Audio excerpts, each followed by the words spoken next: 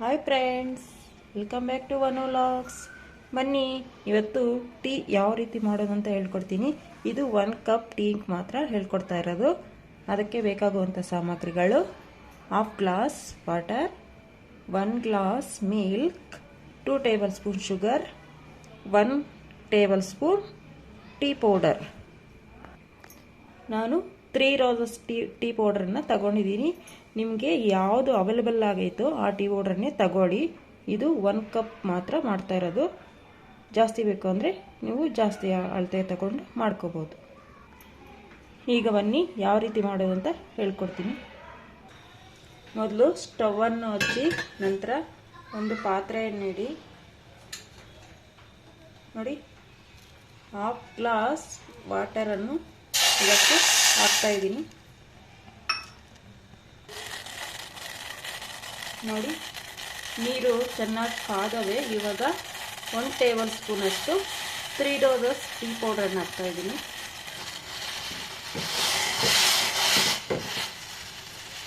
ಇದು ಲೋ ಫ್ಲೇಮಲ್ಲೇ 1 ನಿಮಿಷಗಳ ಕಾಲ ಸ್ವಲ್ಪ ಟೀ ಪೌಡ್ರು ಚೆನ್ನಾಗಿ ಬೇಯಲಿ.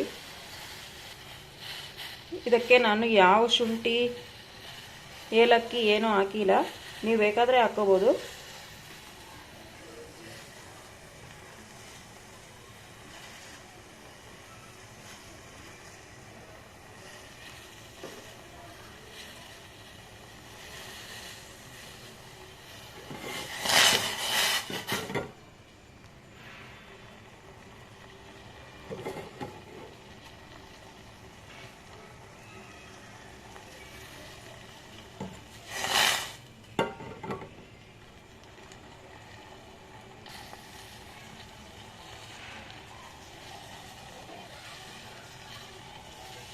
ಟೀ ಪೌಡ್ರು ಬೆಂದೈತೆ. ಇವಾಗ 1 ಗ್ಲಾಸ್ ಮಿಲ್ಕನ್ನು ಹಾಕೋಣ.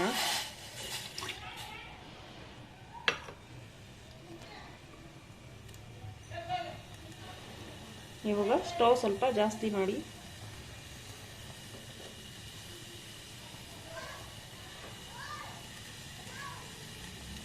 ಇದು ಉಕ್ಕು ಬಂದಾಗ ಆವಾಗ ಸ್ಟವ್ ಸ್ವಲ್ಪ ಕಮ್ಮಿ ಮಾಡಿ, ಲೋ ಫ್ಲೇಮಲ್ಲಿ ಇರಲಿ.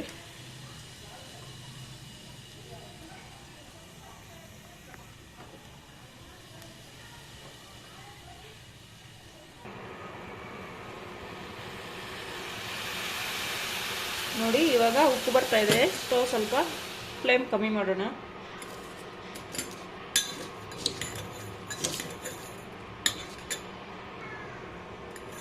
ನೋಡಿ, ಶುಗರ್ ಈಗ 2 ಟೇಬಲ್ ಸ್ಪೂನ್ ಹಾಕ್ತಾ ಇದ್ದೀನಿ.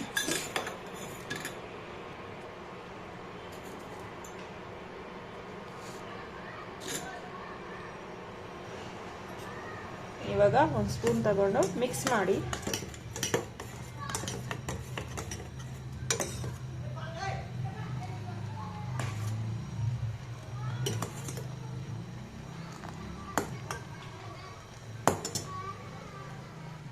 ಮತ್ತೆ ಸ್ಟವ್ ಲೋ ಫ್ಲೇಮಲ್ಲೇ ಇರಲಿ ಸ್ವಲ್ಪ.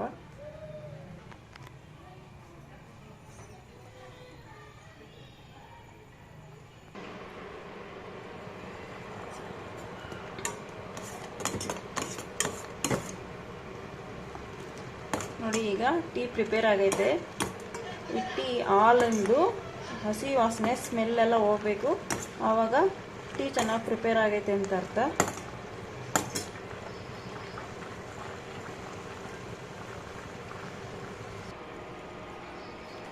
ಸ್ಟವನ್ನು ಆಫ್ ಮಾಡಿ ಈಗ ಟೀಯನ್ನು ಗ್ಲಾಸ್ ಒಳಗಡೆ ಹಾಕೋಣ. ನೋಡಿ,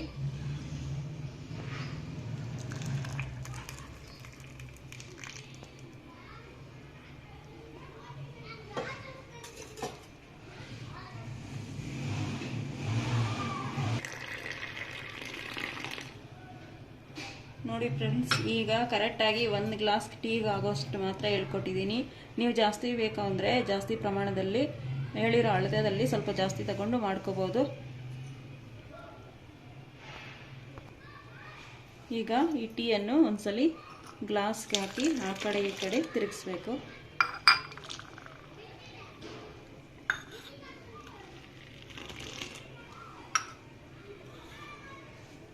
ಇವಾಗ ಈ ಟೀ ಕುಡಿಯಲು ಸಿದ್ಧ.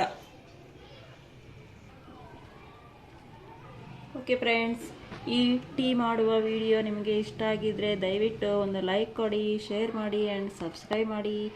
Thank you friends, bye.